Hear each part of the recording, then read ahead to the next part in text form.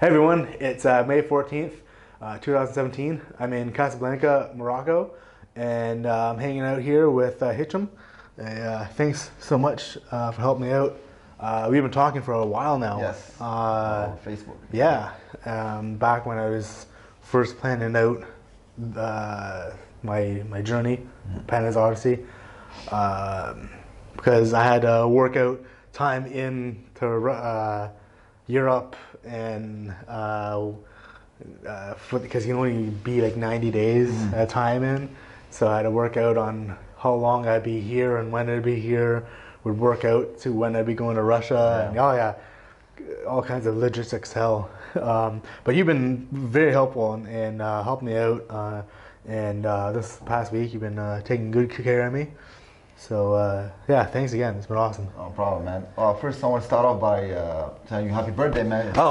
Today's birthday. Today, Panda's birthday. So hopefully we go together later on and we had something, so we can celebrate a little bit. Yeah. And yes, you're welcome here anytime. I'm sure you enjoy Morocco as much as we do. Always. So always fun to have people around. Maybe you come back again after you finish your tour, which is. A great idea and something that anyone in the BJJ community would appreciate, even to do or to receive people from all over the world. So. If you are like us and love to travel and train with people, definitely give this man a shout and come down to Morocco. The gyms are awesome. The place, I love Morocco. It's a bit too much sun. For your taste, yes. For us, it's good. Yeah, for you, it's great. Yeah. Maybe hit some tanning salons first. Get your work up to hitting the beach. Don't just go lie on the beach like I did yesterday. So how do you get started in Jiu-Jitsu? Well, I guess it's the idea of starting Jiu-Jitsu after watching Hoist Gracie and stuff. So this is the classical story everyone gives. But it was pretty much the same thing, except that I was here in Morocco, I wasn't able to train Jiu-Jitsu back then because there was no gym whatsoever, no instructor here. So it's only when I left to go to the United States that I had my first experience in a gym. It was the first gym I visited, not trained at, but I visited. It was Renzo Gracie's gym back in New York City. Renzo, It was on 32nd Street or something like that. It was the first gym that he opened in New York. And then I had to wait a while just to get established there. Then I joined Marcos Santos. Okay. Vegan Machado was in New York City. So this is where I really was welcomed as it's like a family. And then I started training seriously.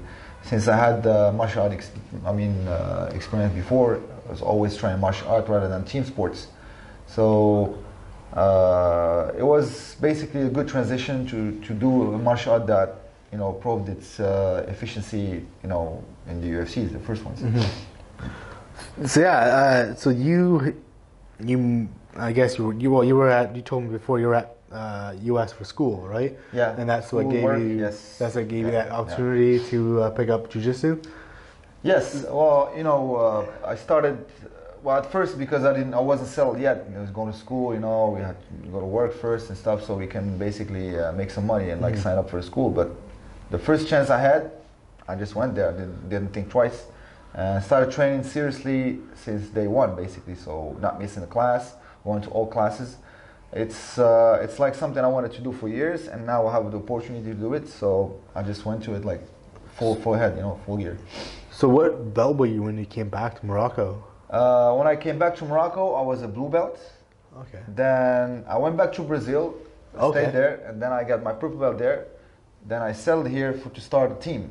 That's how we started the whole Equipe Elite thing, because it needs Jiu-Jitsu wasn't existent here. So we started a team, starting to develop a little bit to see if we can make it as well, as a Moroccan team first. And then see if we can develop more to make people know, especially parents, about the kids. It was a challenge, but it's a fun challenge since we had to start everything from scratch. So that's the fun of it, actually. That's a challenge we had, and now we're doing pretty good. So people know about it, especially in social media and stuff. So, going there. Yeah, if maybe you can enlighten me on this, but if I'm right, there's been like a few black belts have come from like Paris or Brazil that have come to help out or open clubs in different areas in Morocco. Yeah, we have people visiting. Either they visit. I mean, now since Morocco is in need of coaches, so even if like 20 or 30 other coaches come in, they still work for everyone. Yeah. Morocco is big. There's different cities. Casablanca alone is a huge city, as you noticed. So we are in need of coaches to come here and with their teams and start develop with us. In a very peaceful manner. No animosity between coaches and stuff. Since everyone can basically be whatever they want to be here as a coach and build the team they want to build. There's a project of doing something official about some not federation but community that's gonna basically help out, do like local competitions, also help out with guys that want to go do competitions abroad. Not that they don't do it yet, but it's just that there is this little thing that we have to start going more into competitions abroad. So we're doing everything we can, sponsorship, everything that's going to help us move forward. So we have a few guys that compete abroad when we can, but the good thing about it is the whole team is basically willing to help out anyone who's willing to do it. So yeah, I have noticed the Jiu-Jitsu scene here is very close. Even just like between the cities, everyone I've talked to in Rabat before I came here, they knew of you, and you knew of them, and they know of who I'm talking about. Yes. In Marrakesh, it seems to be all keeping pretty close contact with one another. Yes, yeah, definitely. I mean, we need that kind of contact if the Jiu-Jitsu if we want to increase the number of people training Jiu-Jitsu. I mean, if someone comes to me and says, "Oh, okay, I'm gonna live in Rabat, so I need to train," I'm gonna direct them to the guy who's the main guy in Rabat, and so on. And the same thing for me. If someone comes to Casablanca and they know me, they're like, "Okay, you can go visit this guy or this guy. That's gonna help you or continue in your training." Also, Morocco is known for striking arts, so as kickboxing, Muay Thai, and what we call full contact. And now the transition for all these guys here are going towards MMA. Okay. So they only know about Jiu-Jitsu because they want to do it for MMA. So you can see all the Arab organization that started like Desert Force and everything. So everyone is eyeing these organizations as they are small organizations, but more suitable for lower level, not the highest level like UFC or anything. So people want to train Jiu-Jitsu, want to train wrestling, want to do basically either they want to do some form of close-to-close combat that's going to help them to do it. So we're also here to do that. Anyone who's willing to do it, no problem. We help. That's cool. Yes.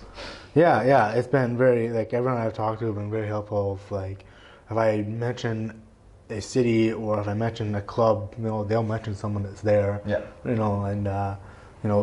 can put you in contact with this guy, and it's been it's been pretty cool being here in Morocco, and everyone really helping me out, and not just to train, but also see this city, and exactly, right. Yeah.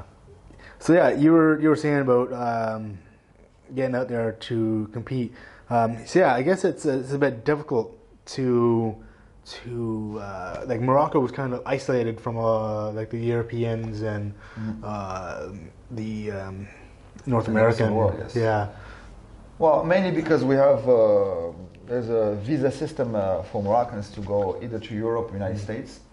Hopefully, no visa for Brazil. Because Brazil, applies the reciprocity in a visa, so no visa for Brazilians, so no visa for us. It is a good destination for us to compete. A little bit expensive, so we're doing all we can so we can have teams going. Hopefully, talking about the Equipe Elite team, we're trying this year to have more people go either to Brazil or, if possible, going to Europe, as people who can get the visa. So we're setting up a really nice competition team together, so we can like move forward and go ahead with the competitions.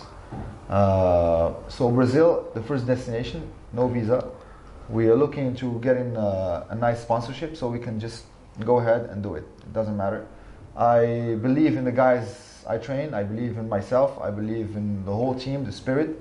And if other people can do it, we can do it. Yeah, and it's so much good experience too, right? And it all just starts from somewheres, right? Just getting guys out there, and even if it's one guy that gets out there and he loses, he comes back with all the experience and information for everyone else. His energy, and then everyone is hyped for the next one. They're like, okay, I want to do it too. So that's the good thing about it. I have a few guys that competed in Europe since they have no visa issues, so they came back and everyone was happy for them. And then like, oh, okay. So the first thing I hear is like, okay, next year I'm gonna be going with this guy, or let's do something for next year. Oh, let's put money together. I mean, all these nice thoughts and nice words basically motivate the whole team. Yeah. Well, Christian, he talks about it in his book, I believe, how his club was a small club up in Copenhagen, and it was a lot just to get a few of them down for the Europeans. Yep. And now they're a pretty big club getting down there. A lot of them do compete in the Europeans, whereas before it was like everything they can do just to get, like, I think they drove down, like something like that. Yes. Yeah. Why not? I mean, that's the thing. I mean, the good thing is we are in a structure now, because we changed gyms now. In a gym factory, I see more opportunity of doing this because they are going into the same spirit. I mean, not even only in Jiu-Jitsu, but also in kickboxing and other sports. But I see that our move into Gym Factory was a strategic move into going forward and doing what we wanted to do for the past years. So even the owner, Sami, is trying to help as much as he can, so we can just, we can do it together. He's at the same spirit, so we basically have the same ideas, the same objectives, and then we're just gonna go for it. So this year is gonna be decisive. So this summer, after Ramadan as well, so you're gonna be less training definitely, but we are moving ahead. I mean, still people are not gonna stop training because they're fasting, but we're gonna just make it easier for them. Yeah. But we go in full gear, and the gym is not closing in summer like other gyms. What they do is they close in August. We're not closing. We just keep going. I noticed the gym owner. He liked to come by and watch classes. Yes. And, well, he trains himself as well. He trains Luta Libre. Okay, nice. But he's very interested in Jiu-Jitsu as well. I mean, he's been training Luta Libre, but he's like, I want to get into it more. I mean, he's been doing Luta Libre for years. And now, because we moved there, he's like, oh, I want to give it a try. So sometimes he goes to open mats and train with us. So it's he wants to get involved with the guys, basically, to get to know them more. Nice. So, cool. Which is a great thing. Do you guys have you have the gym and the whole CrossFit conditioning down there? Do you guys kind of switch Alternate? Get some conditioning going? The gym is like if you go in the mornings, you have professional athletes training. Sami trains them for their fights. Okay. Like some people have a kickboxing fight, anything. Lately we had a girl that fought this weekend, like yesterday basically. Yeah. She fought in kickboxing in France. Nice. So all her preps, all her preparation, physical training and stuff, she did at Gym Factory in order to go fight in France. And I mean, you've seen the infrastructure, it's there. I mean, everything, all the ingredients are there to make someone conditioning fit to do, combat, or even, if they want to do CrossFit, why not? I mean, even though we don't do CrossFit there, but it's cross training. So it's one of the main things why we are lucky to be there now. So all the athletes now, if they wanted to be serious and more serious about their competition, goals and stuff, that's the place to be, Yeah, doing that conditioning, it's definitely brings you up on another level. I was talking to a friend of mine back in Canada about that. He competes on some pretty high levels, and for the longest time he would kind of do his own thing at the gym.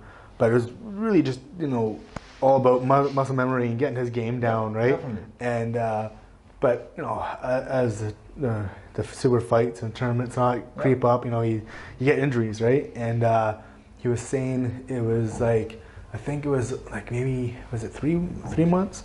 I don't know. It's funny because it's on a past interview, so you can look back and watch Matt Kaiser and find out. But pretty sure he said it was 3 months, maybe even 6, but 3 months of him doing conditioning with the group that when he moved to a different gym, and he started to see all these different things that he was just used to before now going away, and he's like, wow, I was in a pretty bad shape, and my take on conditioning for Jiu-Jitsu is easy. I mean, you can't just do conditioning exercise that are not adapted to your Jiu-Jitsu. I'd say I'm not gonna just bench press to go and train Jiu-Jitsu and just say, okay, bench pressing is gonna help me push some guy from side control. But, I mean, if you want to push on side control, you have to push on the side. So basically, you have to bench press on the side. I mean, how can you do it? I've talked about this. I was saying like a bench press, you can do a bench press all you want, and a lot of the guys that come into the gym do that. And I'm like, great. So you just lifting me up, and I'm right back on you, right? So I was saying like, I wonder if there's actually out there like taking like a kettlebell and doing like the hip unless they invent a machine you're gonna help you push on the side, then I don't see how it's gonna be possible. Just doing a hip escape with kettlebells, right? Yes. Or kettlebells. Yes, Also, all the training should be like explosiveness. Lots of explosiveness. I'm not saying people should train like with heavy weights because maybe they can't, or maybe it's not what they want. Basically, the conditioning for Jiu-Jitsu depends on the size of the guy. If a guy is small, I mean, why would he train like heavy? I think he should increase more speed. And then if the guy is heavy, maybe to train heavier, and then it depends really. So it's a case, it's a case per case into training. But the main thing is you can have all the technique you want in Jiu-Jitsu, like you can be very technical and stuff. But if you have no cardio, a little push, like when you see that you can do the technique, you can do it, but you have no juice to do it. Yeah. So, but you think about, oh, I'm gonna get this guy's arm, but it seems so far away because you thought about it, you have the reflex to do it, but no cardio to do it. So that's the thing. It happens a lot. I mean. Yeah, we were talking about that a while ago. This the other day about when I jumped in that tournament. Before I started this, I wasn't getting ready for competing or nothing, but the other guys were, and it's like, you can see what's going on. I had the technique to survive at least, but there's a whole nother level for competing, right? Yeah. You can be great with the technique and rolling in the gym, but if you want to compete, that's a different story. That's when you need the body involved, right? Exactly. Yes. Mind, body, and spirit, right? Quadruple the stress, and you understand. I mean, if you wanna, let's say, for example, have 3 guys go at you at once, and you see how competition goes. So you stay in the middle, and have 3 guys like alternate every time for like just a minute. Not more, just a minute. You see that 4 minutes is gonna be very difficult. It's gonna seem like half an hour someone stomping you on the face and everywhere else. Well, I don't know if you saw it, but when I started this, 6.5 months ago, my last 2 nights actually at my gym, they did a Shark Tank, and Coach already put it up on Facebook Live, and I think there was 700 people watching me get beat up. And it started off, I think the first 4 or 5 minutes I was doing okay, but by the end of that first 5 minutes, and it only went 15 minutes, but I'm watching it, I'm like, when I watch it back, I'm like, man, I'm so out of breath. Yeah, exactly. And I look at the time, I'm like, it's 2.5 minutes. Yeah, that's it. It's like, but back when you were on there, and these guys, because everyone just wants a gun, just because they want, they have to do it to you because you go in a competition, you have to know what it feels like to have constant stress on you. And, they did the Shark Tank once for a competition. And what it was is, I was just doing full rounds, 5-minute rounds, but class was going on, so me and the other guy were sitting on the side, and the timer was going. So every 5 minutes, he'd switch out 2 people from the class to come over, and they'd go back in the class. And I remember this one guy, he was like, the third time I'm rolling with him now, and I'm it's near the end of the hour. I'm just dying, and he's like, man, I feel a little bad about doing this. I'm like, yeah, but whatever. Right. So we clap. Boom, and he's like, just like wham, and it's like, it doesn't feel that bad, right? Yeah, he's just like, I felt bad for a second. Yeah, for a second. After that, yeah. it's all he's like, I feel bad about it, but I'm still going to see how many times I can tap you out. Yeah. So your tournaments within Morocco. So you're saying you guys are looking to set up some yes. Regional... Definitely. I mean, I've been organizing tournaments at my gym. Yeah. And I just like the new trend of format of like submission only tournaments. Yeah. So we did it every year, So probably this year I'm gonna organize something again. We invite all the teams that are available to do it. Maybe super fights, or we'll see how it goes. It depends on the format we will decide on. And and for the rest of the teams, also we're trying to set up something with some federation that's going to help us basically organize on a bigger scale. And hopefully we get the IBJF as well to come, and have a look at Morocco and consider it as a destination as well for anyone. You can organize any open that's going to come down here, like people come down here from France, from Spain, from whatever. And like North African countries. I mean, we are in the middle of strategic place. So why not organize something big? Just have to make those roads, right? Yeah, touristic. Morocco is a touristic place. We have all the infrastructure for tourists to come in. You see surfing. The prices, surfing as well. Yes. All the BJJ guys love surfing. Yes. So we do. Yesterday we were at the surfing spot. Noticed. I lost my sunglasses. A wave hit me. Yeah, he's trying to mess with the waves, man. There you go. Yeah. And that's it. But he got a nice tan, It's an Irish tan. Yes, a red panda. That's you. That's that red panda. So basically, there's all the places are there. Everything's really, all the tools or necessary things that are there is just making those connections, making those roads. Right. That's what we're working on basically. Yeah, connecting everything. This year, when I say this year, some work is going to be done.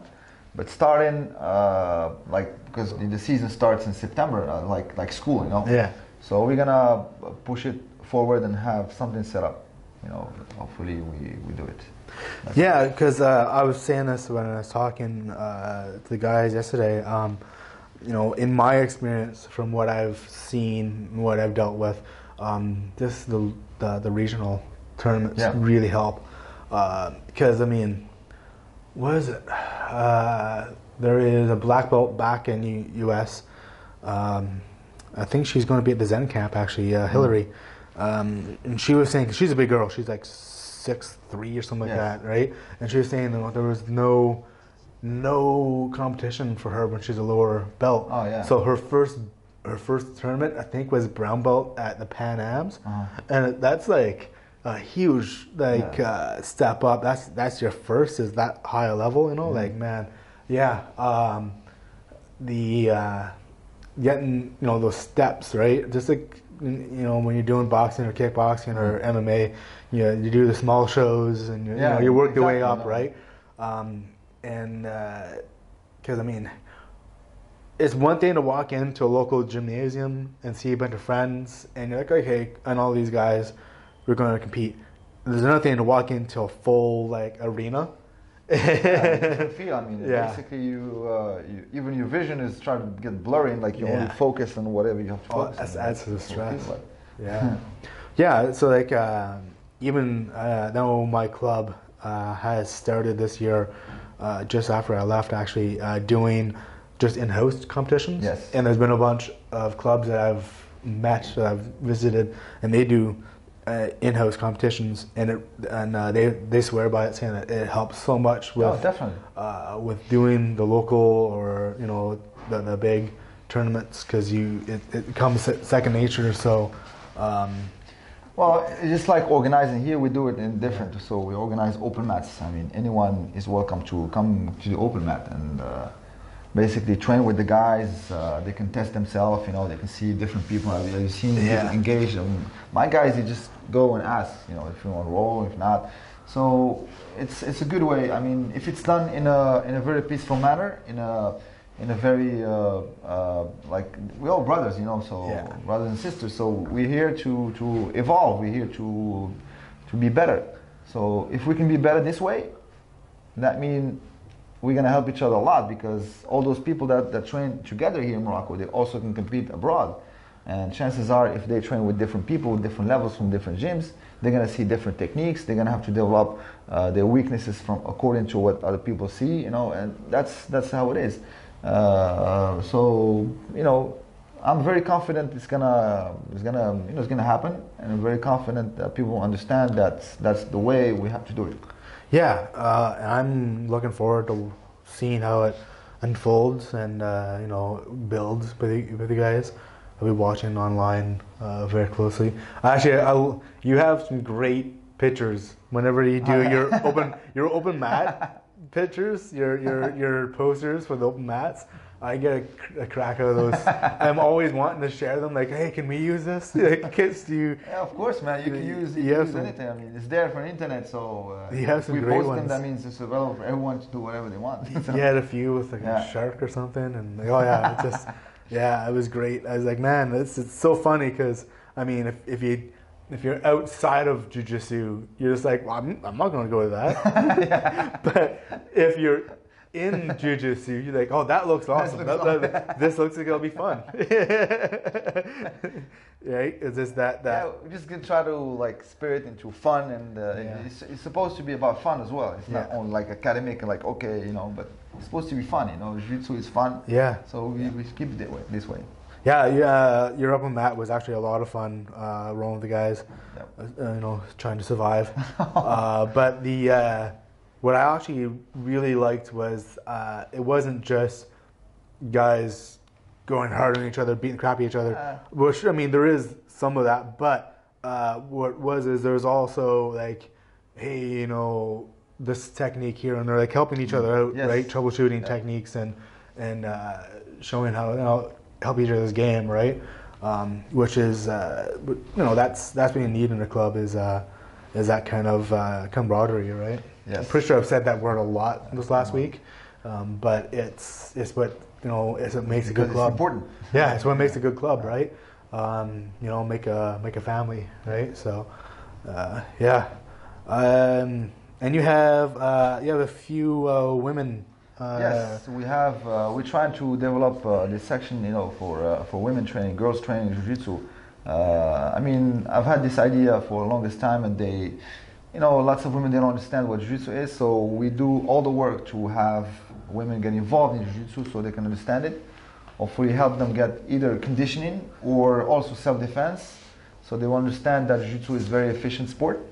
And so far we've been doing good. So we have women already blue belts, and also white belts, and try to get into the women community through those women. That's gonna basically tell other women that's gonna be beneficial for them to come and train. So we're going this way. So far we have like almost 10 ladies coming to train, which is good.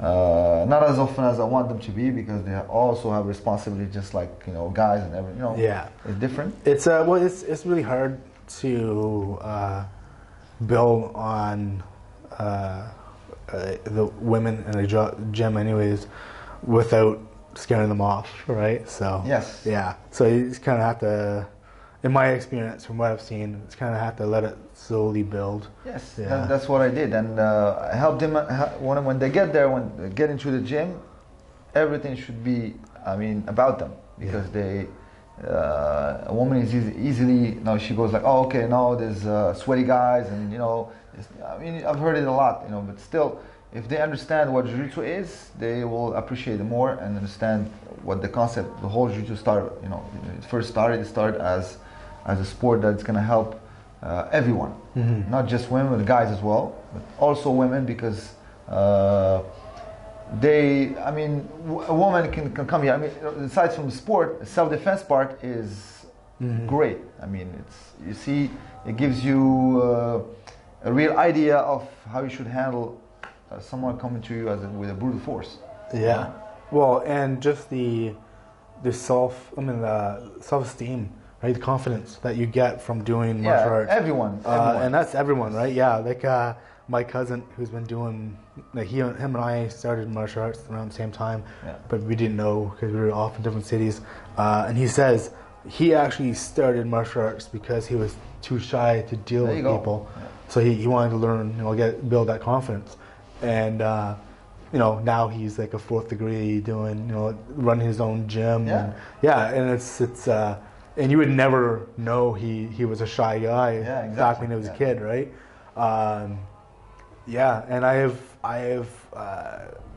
with women in the class, I'm always helping them out, and it's funny. I'm a heavier guy, I'm a bigger guy, and there's always that. Oh, I can't do that, right? And I'm totally nerding out here. Star Wars, Luke can't lift the X-wing, and Yoda's like, oh, you can do it. Don't worry about it, right? And that's basically like almost every time I'm training with, a new woman in class. Yes. But I'm like, don't worry, I know how this move goes. You'll be able to get it off, no problem.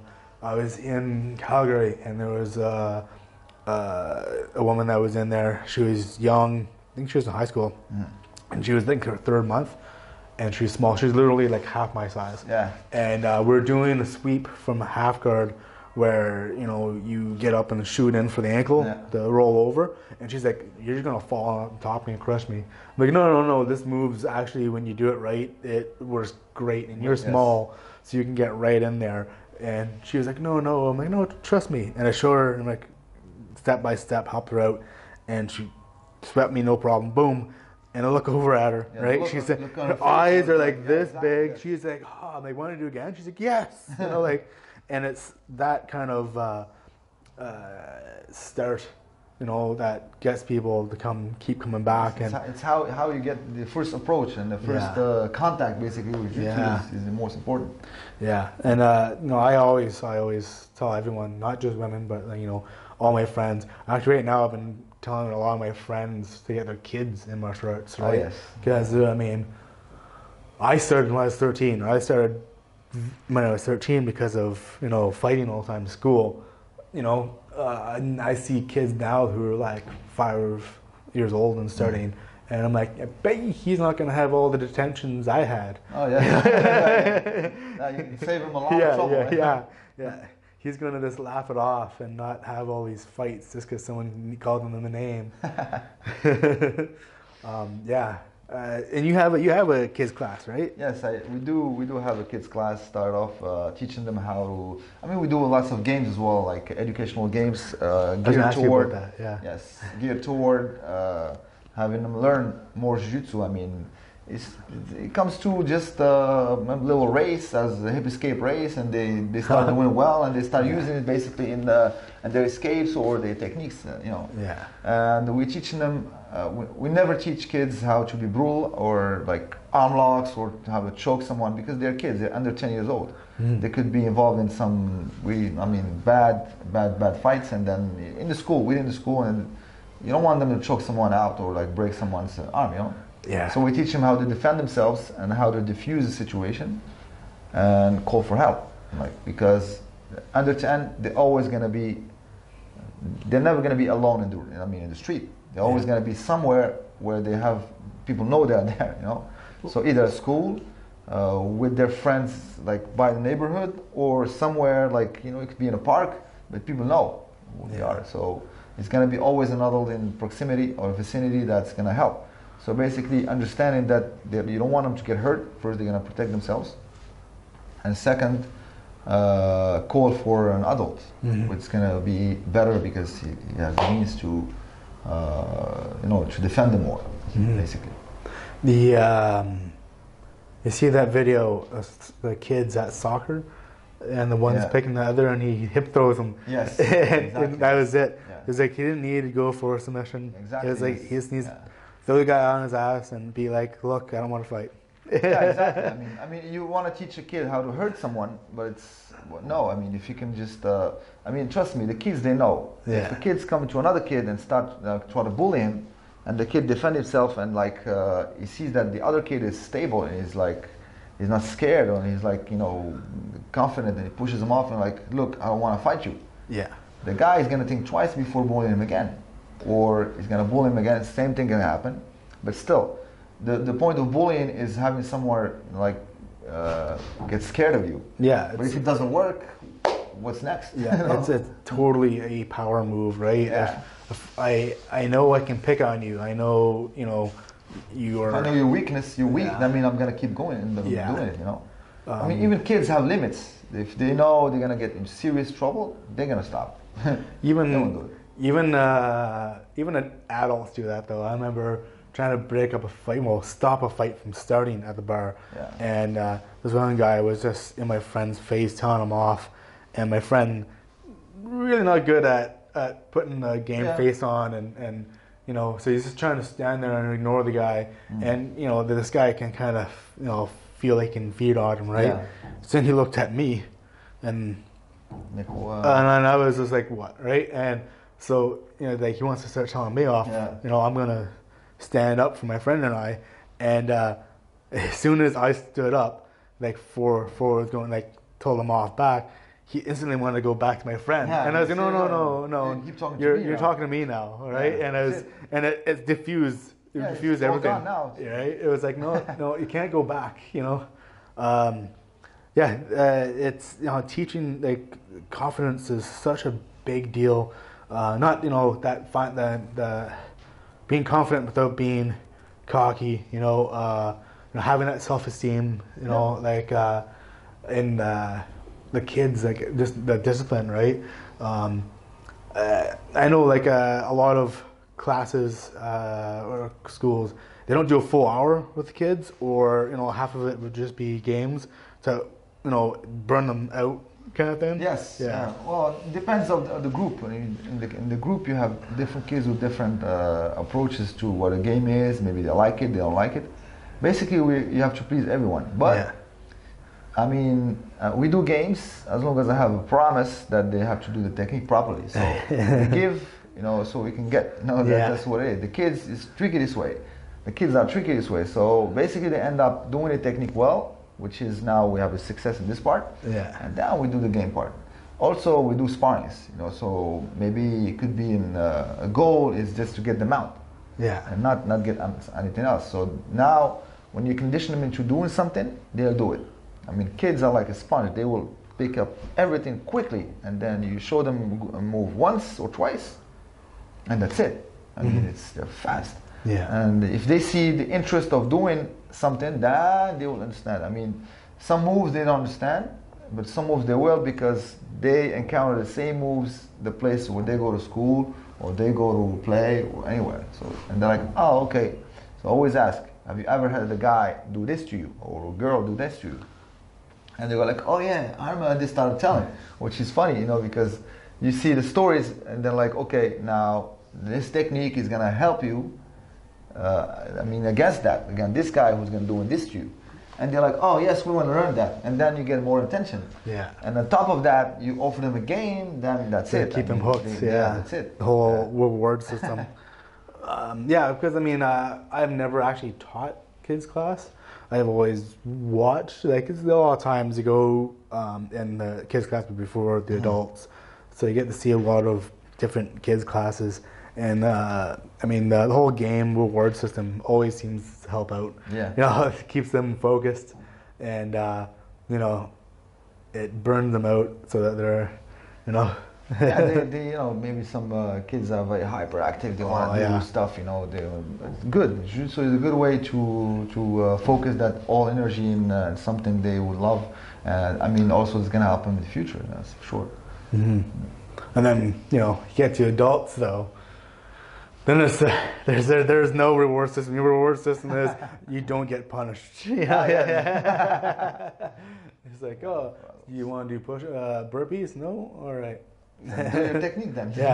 This isn't water cooler hour.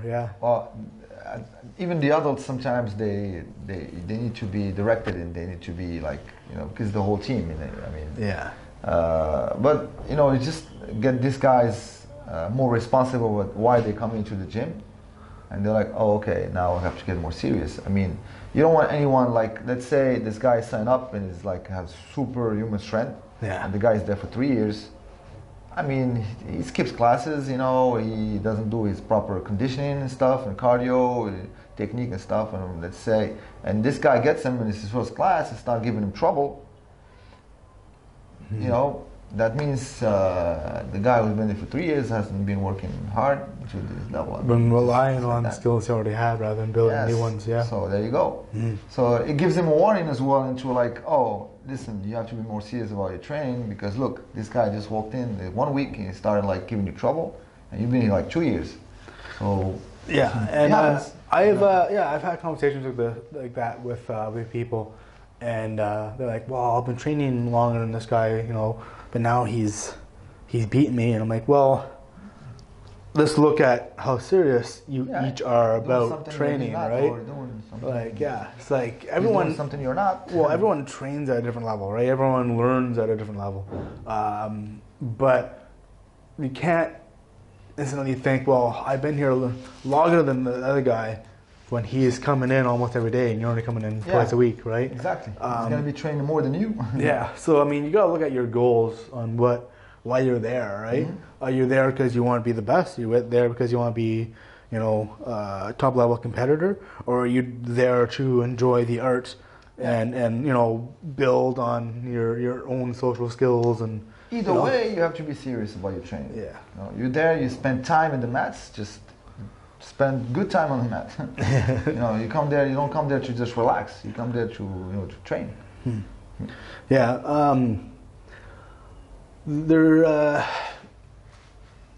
But I mean, the goals as a that's what keeps you going and keeps you on site, right? You can't expect to be beating the guy who's just because he's new when his whole goal is to be the best and yours isn't, right? He's going to be probably training harder than you. I have no problem being tapped out by lower belts because I'm like, man, I do not have like the kids out there nowadays who are training for like top level competitions. Man, like they're just superhuman compared to.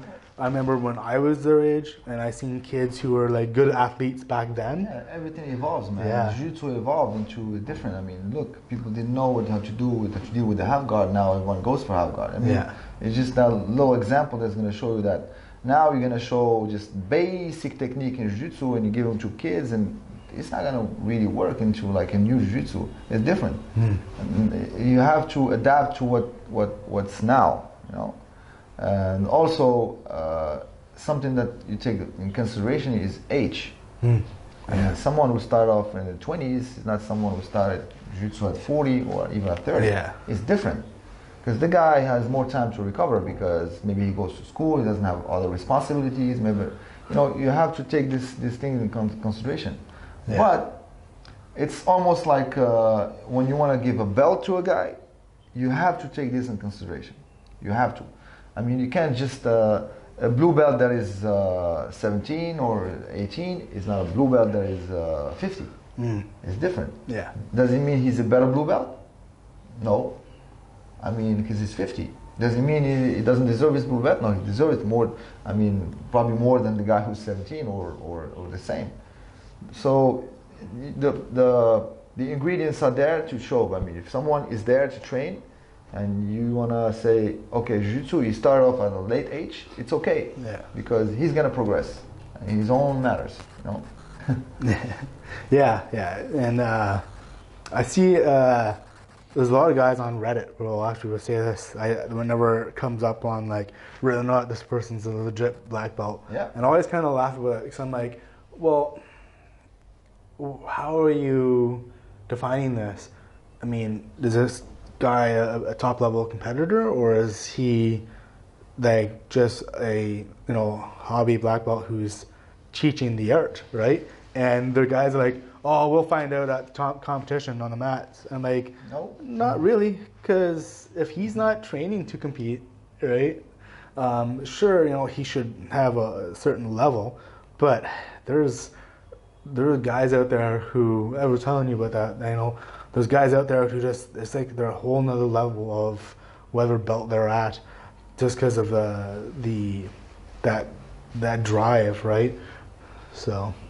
Yeah, I mean, if a guy decides not to do a competition, it's not going to make him less black belt than a guy who does competition. It's different. I mean, you'd be surprised what you find in some other gyms in the world, man. It's some people who never competed and they will beat you up. Oh yeah. I mean, you never competed. You know, the coach there is like very good. I mean, he took his time to make his jiu-jitsu more perfect. Maybe he did more drills. Maybe he's very strong. Maybe it could be anything. But competition is good because you should compete, at least if you want to teach people how to compete. I can't tell you how competition feels like if I didn't do it. Exactly. I mean, I didn't do much competition, but I did competition at some point. Not a lot, but now I have. When I think about competition, I think about the same stress I had while competing. I mean, and you know, the weight, how you should, you know, weight classes and this and that, it adds to a stress where people ask me something. I was like, okay, I can answer because I've been there before. But in this year, we're gonna see a little change with the new gym. Maybe I'm gonna start competing again. Doesn't matter, just for fun. See how it goes, and we see what it is. Yeah, you know, and well, I mean, in my experience of competing in the 1 year of competitions I've done, it was like there was one sure thing that would happen is that after every competition, no matter how I did, there was always, well, I need to go back to square one. And, yeah. Yes, why not? Yeah. Yeah. This has been great. Thank you so much for helping me out. You know, with connecting with people, showing me around, showing me some good food here. Yeah. And so that's it for now. I'll have links up for his gym. Like I said, if you guys are going looking for a vacation destination or just like to travel on train, definitely hit up Morocco, man. Some great sites, some great gyms, and bring some sunscreen. All right, till next time. See you on the mats. Oos. All right. You look white, man. Huh? You look really white. Well, because the sun too doesn't